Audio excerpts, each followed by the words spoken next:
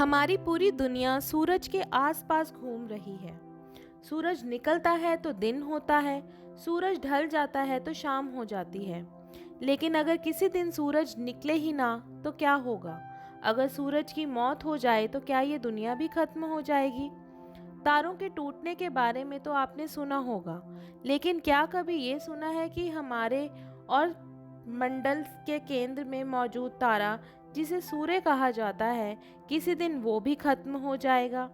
वैज्ञानिकों की माने तो आने वाले 5 अरब सालों में सूरज की मौत हो जाएगी, लेकिन अब तक ये बात उनको भी नहीं पता थी कि जब ये घटना होगी तो क्या होगा।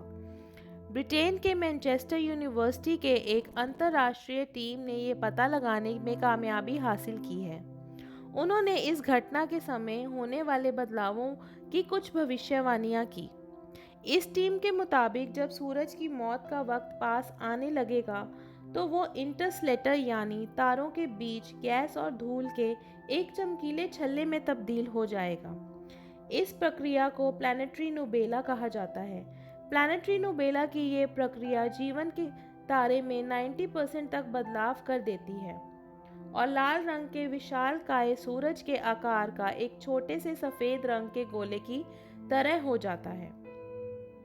नेचर एस्ट्रोनॉमी नाम की स्टडी के एक लेखक एल्बर्ट जीजलस्ट्रॉ ने बताया, जब एक तारा मरता है तो उससे बहुत सी गैस और धूल निकलती है जिसे इनवेल्प कहा जाता है। ये धूल और गैस सूर्य के आधे हिस्से में पहुंच जाती है और तारे में न्यूक्लियस पर भी असर डालती है। जब न्यूक्लियस इसके संपर्क में आता है तो वो धीरे धीरे कमज़ोर होकर मर जाता है। वैज्ञानिकों के मुताबिक ये तब होता है जब तारे के गर्म भीतरी भाप की वजह से उससे निकलती गैस और धूल 10,000 साल तक चमकती है।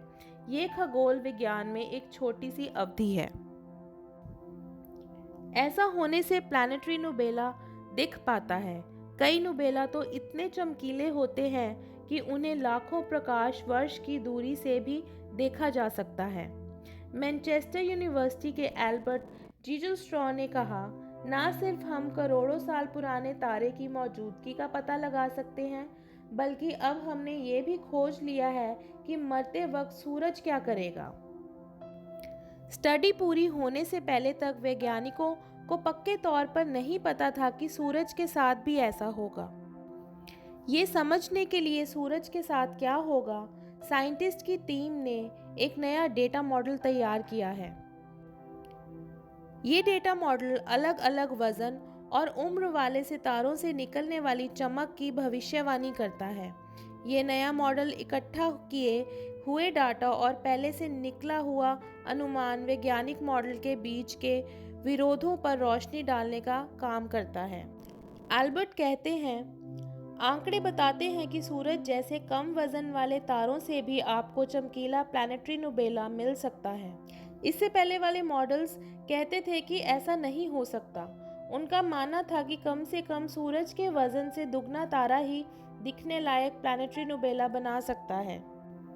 अब ये पता चल चुका है कि तारों की मौत के दौरान जब उनमें से गैस और धूल निकलती है तो वो पहले के अनुसार से 3 गुना ज़्यादा गर्म हो जाता है। यही वजह है कि सूरज जैसा कम वजन वाला तारा भी चमकीला प्लैनेटरी नुबेला बन सकता है। वैज्ञानिकों ने पता लगाया है कि सूरज कम वजन वाला तारा है, फिर भी वो दिख सकने वाला प्लैनेटरी नुबेला बना सकता है, हालांकि वो बेहद कमज़ोर भी है। आखिर में अल्बर्ट कहते हैं, इस खोज के नतीजे बेहतरीन हैं। अब ना सिर्फ हम दूर की आकाश गंगाओं में मौजूद लाखों साल पुराने कुछ तारों के बारे में पता लगाने के तरीके जानते हैं, बल्कि अब तो हमने ये भी खोज लिया है कि जब सूरज मरेगा तो वो क्या करेगा।